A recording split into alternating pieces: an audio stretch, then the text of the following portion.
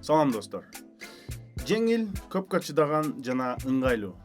Бут кийимдин эң негизги сапаттары ушулар деп Nike компаниясынын негиздөөчүлөрүнүн бири айткан экен. Билл Боуэрмен деген киши университетте жеңил атлетика боюнча машыктыруучу болуп иштеп жүргөндө бут кийимдер аябай оор болгонун сезип, анан ошонун үстүнөн иштеп баштаган экен да.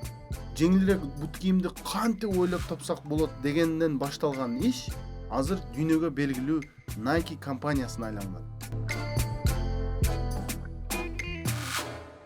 Бул видеодо сиздерге ошол Nike компаниясы тууралуу эң кызыктуу факттар жөнүндө айтып берем. Кеттик.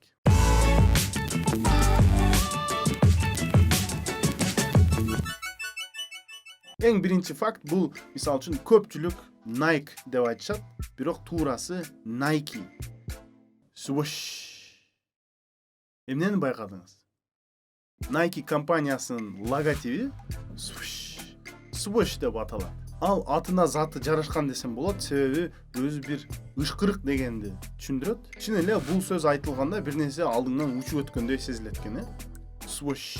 Логотипти Carolyn Davidson деген бир студент кыз 1971 жылы $35 жасап берген экен.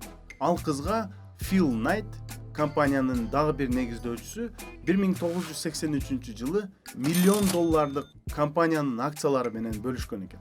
Carolyn Davidson бул сунушка төмөнкү сөздөрдү айткан экен.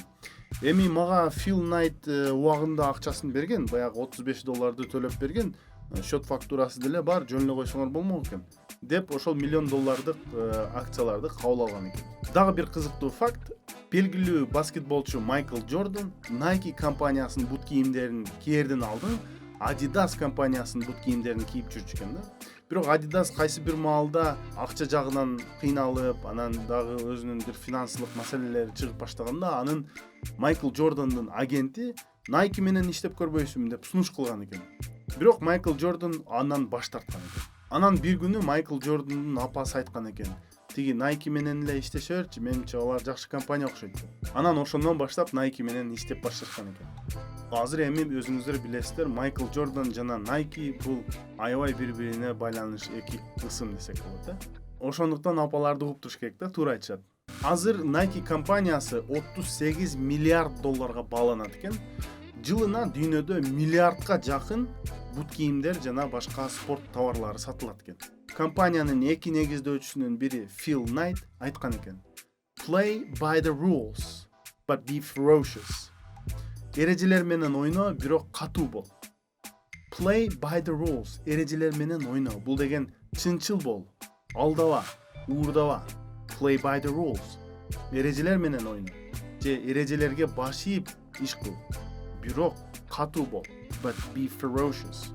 Nike компаниясы тууралуу эң кызыктуу фактылар ушулар болду. Албетте мындан да башка же мындан да кененирээк бул компания жөнүндө өз алдынча изилдеп көрсөңүздөр болот. Ишиңизге ийгилик, саламатта болуңуз.